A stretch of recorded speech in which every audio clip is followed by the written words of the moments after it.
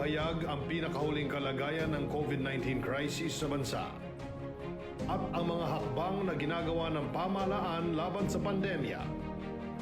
Mula sa Pangulo ng Republika ng Pilipinas, Mayor Rodrigo Duterte. Ito ang Talk to the People on COVID-19.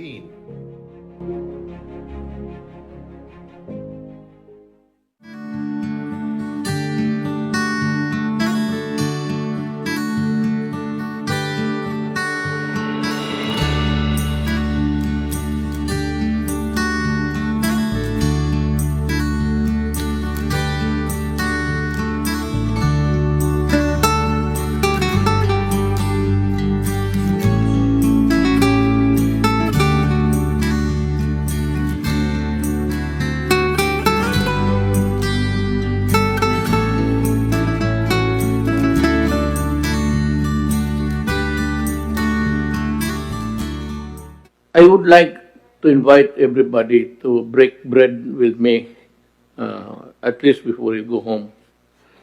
And if you want, you might want to hear, ito ang problema. That's why I was late because I signed a budget with the presence, the cabinet, the members of Congress. Yung sa ibang programa ko po sa Talk to the People, I had it only the other day. So ito ngayon kay Monday, usually it is Monday, but I arrived Wednesday, 26, I went here to discuss these things with you. I also don't talk to the people in my exasperation actually sa corruption. Nasabi ko, kung sinong may alam dyan na korupsyon, wag mo ka nang magbigay ng pangalan kung takot ka. Bigay mo lang yung pangalan sa mga opisyal sa gobyerno. Ang problema, as I said to the congressman, to the members of Congress, I do not want a quarrel with you. We are independent of each other. And this is not really my work. This is the work of people who maybe obeyed my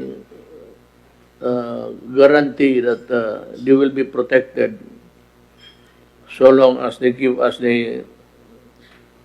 Ang dumating dito isa, well, we start with the customs. Customs ay terminated about 72. Immigration 62. Wala ka na trabahante. Skeletal force na lang. Because the Bureau of Immigration is under the Department of Justice. Marami na akong sinibak. And sa PhilHealth, there will be another round of dismissal. Kinukompleto lang nila yung investigation. Marami na akong ang problema dumating sa akin dito ngayon, may Congress.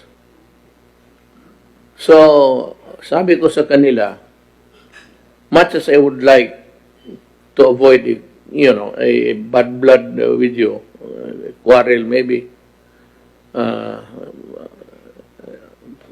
so that you would know this is in obedience maybe to my call for people who know of corruption. Kasi talagang exasperated ako sa corruption ng gobyerno. Kung hindi mo ganunin, wala talaga. I've been appealing ever since my first day. Wala, because it's all anonymous incorporated. Wala talaga takot, ganon. Ngayon may nagbigay kay Bill Heka, si commissioner sa Presidential Anti-Graft. May nagbigay sa kanya. ang problema is I said I will let the public know who are the corrupt.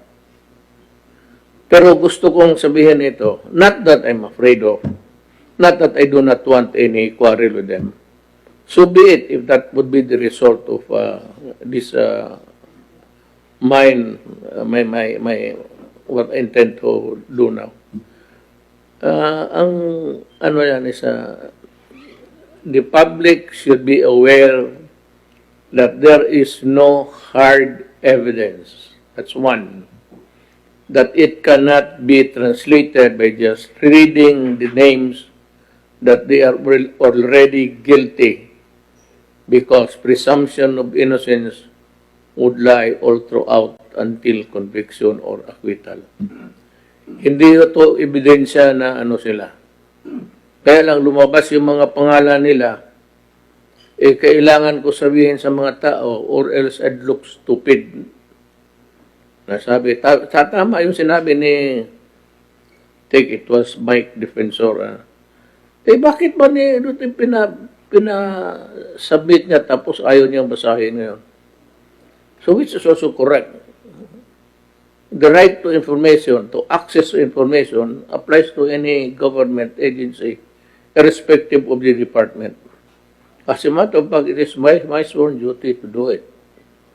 It has come to me officially, recorded, received, recorded in the books of, so it becomes a public document. Whether ako ang magbasa o hindi, lalabas talaga to because they have the right to have access to information. Baski sinong tao. Huwag na lang yung media-media, baski sino, for that matter. So, basahin ko ito. I just want to assure everybody that yung pagbasa sa pangalan ninyo is not a condemnation or an indictment that you are guilty of something. In the same manner that I would tell the people that do not take it as a gospel truth na totoo talaga to. Lumabas lang ito sa investigation ng PAC. And I said, I promise, diyan ako nakagat dyan because I said, I promise that, but I've been reading a lot of names publicly. So whether you are a congressman, a senator, or a president, kasali ka dito. And I assure you, my son is a member of Congress. Pag nandyan yung pangalan niya, I will read it. I will read it. So, kung nung gusto ninyo, kumain muna tayo o you might lose you. Baka kilala ninyo ito o relative ninyo. Kumain o siguro tayo. Kaya I said, I'm inviting you to break bread with me. So you can get your food and we can pray. I will lead the prayer. It is for the sinners to implore. Wala ako dito. I can assure you. Baski piso, if there is any person, magsabi lang siya, naghingi ako ng piso, o 5 centimos, and he will stand up and accuse me, and if it's true, I will resign. I will step down as president. In the same manner, yung mga relatives ko, and my son is there, pag nabasa niya, nandyan yung pangalan niya, I assure you, I will, total anyway, after this, pwede mo yung basahin. Hanapin ninyo kung nandyan. And that will be the rule of the day. No sacred cows. So, I'd like again, members of Congress, this is not indictment. This is not to destroy you. But be careful because you might also, it works both ways. There might be somebody using your name or gumagawa, hindi mo alam, pagkatapos nire-report doon. But you know, during the campaign for the presidency, I kind of forgot the place where it was. Maniwala ka, bot, pagbaba ko, inilanding ko yung helicopter doon eh. Kami ni Bongo. Sabi ko, ano to? Longer than a basketball court. But it could not qualify for a runway. But anyway, I asked, bakit ito, ano to? Alam mo, sinabi sa akin, Mayor, runway ito. Runway. Hindi makaabot ng few meters. Talaga. That's the kung may mga tao na basahin ko na lang. Kasi yung iba hindi na magkain yan, mag-uwi na lang. Sige, basahin mo lang, mag-uwi na kami, hindi na kami magkain. This is not, walang ebidensya to. Walang ebidensya. Congressman Josephine Ramirez Sato of Occidental Mindoro alleged ghost projects in her district. Her alleged bagman is the district engineer, has been staying in position for at least 10 years. Secretary Mark issued an order for the transfer of the said district engineer, but until now, it has not been implemented due to the intervention of Congressman Sato. Well, the Secretary of DPWH is listening now, maybe. Or somebody should relay the message. Na itong si district engineer, kung sino man itong yawa na ito, you are relieved beginning tomorrow. If you are listening, this is nationwide. Secretary Mark Villar, kindly implement the order. Get him out of the office by tomorrow, noon time. Former Congressman Teodoro Teddy Bagilat Jr., Ifugao, Lone District, allegedly receiving kickbacks from contractors for construction projects located within Ifugao in connivance with former district engineer Lorna Ricardo. Ricardo has been removed from her post due to the it should be expose made by Commissioner Greco Belica regarding the involvement de Ricardo in corruption activities being perpetrated in your province. Now, District Engineer Ricardo, you have been assigned in Davao City for the longest time. Meron ka ng beach house, meron ka ng lahat. Sa Davao, you stayed there for the longest time because of the congressman also.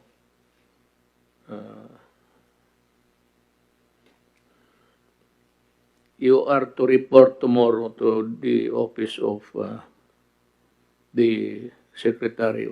You are relieved. Ayaw kayo magpa-relieve, then I am ordering you. I'm ordering the relief of secretary sa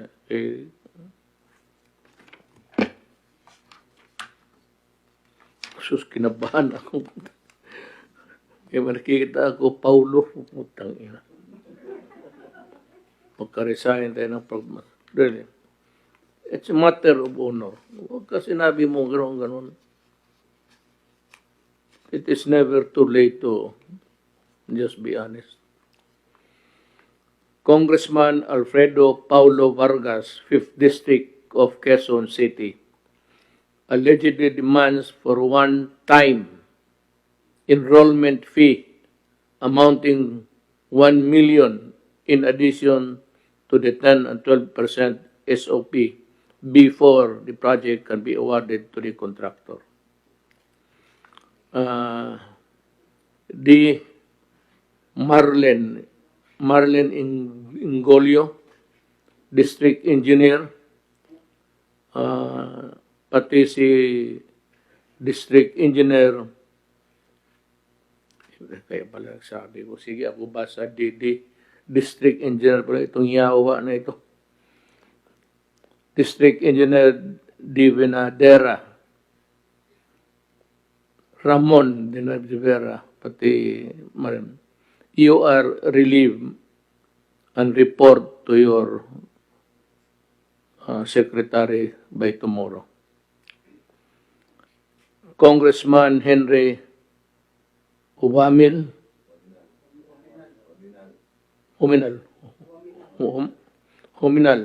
nga, allegedly own a construction company, HSO Construction Corporation, its name, and has several construction projects in Misamis Occidental.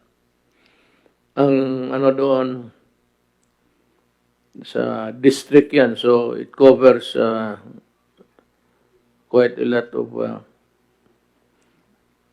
the District Engineer Ana Lee Manzano, Misamis Occidental, First District, First Engineering District, and District Engineer Caroline Abinales,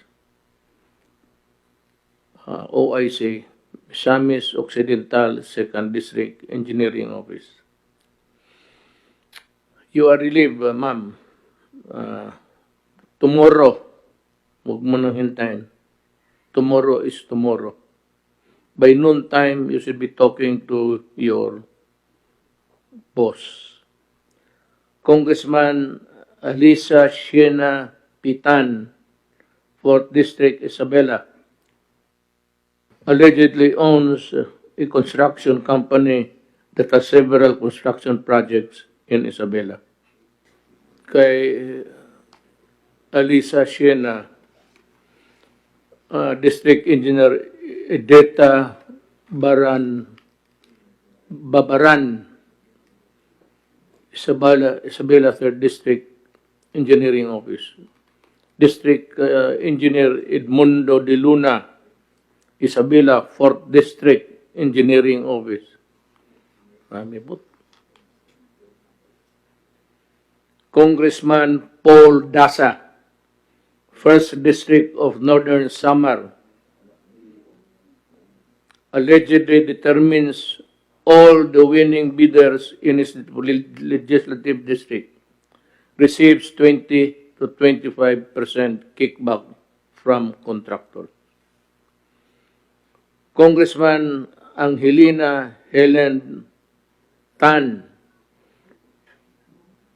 anomalous national road project in Quezon Province, a newly constructed road. Malayo kasi ito. The newly constructed road that has not been open for public use was already broken at the onset of storm. It looks like beyond repair.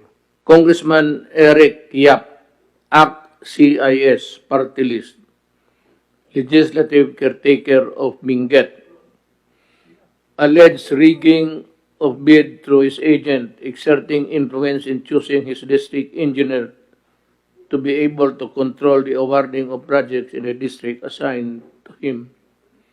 Intervene in the investigation against si Ricardo, lumabas na naman ang pangalan. Babae ito. She's already a millionaire. Ricardo, by calling up Commissioner Greco and requesting him to drop the case against District Engineer Ricardo. Alam mo, by just mere calling, that simple call, can send you to jail. Ano yan eh? Punishable by Republic Act 3019, Anti-Graft Law.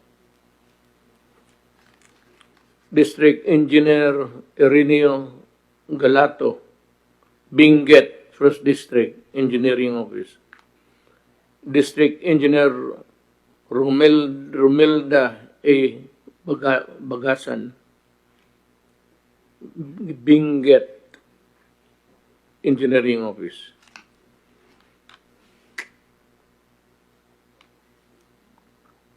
Congressman Geraldine Roman, 1st District, Bataan, allegedly asking for 10% kickback for all DPWH projects in your district.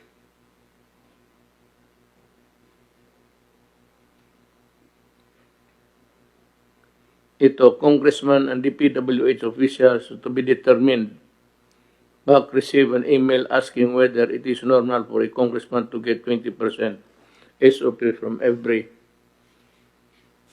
basketball pin, mga anti-graft yan eh. Dito, DPWH, ghost projects involving construction of bridges in Camarines Norte. Now, itong mga engineer na I mentioned, just for good measure, just the same, I do not condemn you. I give you the presumption of innocence, just like the congressman. It so happens that your name was cropped up during an investigation. Lahat ng... No, I would like to ask Secretary Villar to give me the list of all district engineers and the districts they are assigned all over the country. I will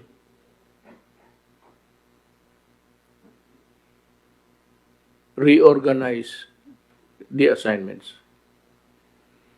Ikutin ko kayong lahat. Kayo yung meron talagang kahit ito si Ricardo, I'll assign you to Basilan. Kasi pinaputok ng IIED yung mga sundalo ko doon, nasisira yung daan. Itong pangalan, it is a validation. And that, ma-validate ko itong si Ricardo. May bitsaso ito, mansion, malaki. Lala mo yan ba? Igsuon man yan iguan. Susobrado.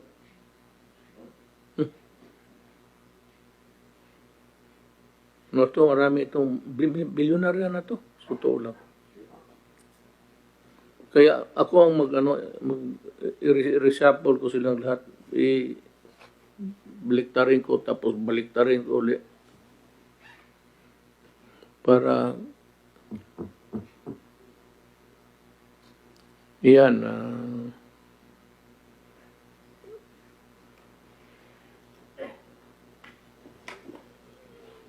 mayroon mga picture dito. Pero puro man magandang lalaki, pati babae. Puro doktor to. Hindi ito listahan lang ito kung sino present.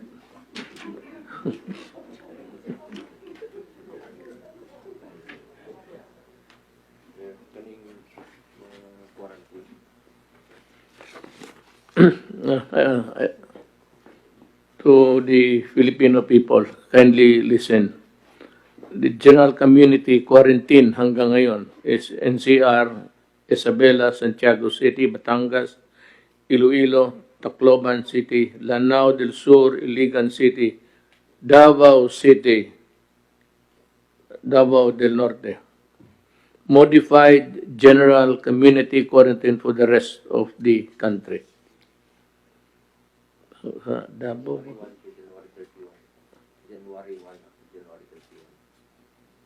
January 1 up to 21. 31 rather. Nandito. Subject to LGU appeals. Wala na kung talagang, if the medical statistics would show that there is really a spike, it's better to, better part of prudence is to just leave it as they are. Dito sa COVID strain, it's the same. The rule is, kung maaari hindi ka lumabas ng bahay, huwag ka nang lumabas. Kung marami kang utang, huwag kang lumabas talaga, mas lalo na. Kung may inano ka na anak na babae na niloko mo, huwag ka rin lumabas talaga, irritang ka ng tatay. So,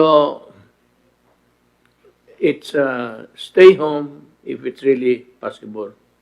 Kung kaya mo lang. It's for your own good. And then the washing of the hands. Ngayon, itong mga drug lords, pati mga kidnapper, drug pusher, dalhin ninyo sa wala masyadong taong iskandalo. Buhusan ninyo ng gasolina at sindihan ninyo. Yan ang dapat sa mga tao na yan. You said, I repeatedly, itong human rights, I said, do not destroy my country. And if you destroy the youth of my land, you are destroying my country. So that I will kill you. Totoo yan. Maya ko na sagutin yung ICC na yan. Puro kabalastugan mo rin yung inyo. In the first place, why are you interfering in the affairs of my country and other countries? And who gave you the authority? By what divine law gave you the authority to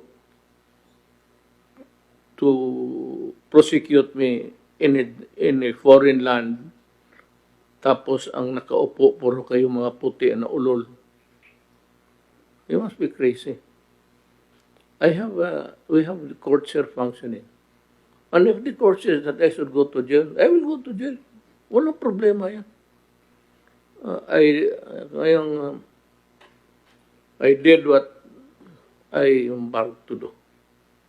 It was an election promise. Pag yan ang surety na nabutan ko, so be it. Yun na yun. Salamat po.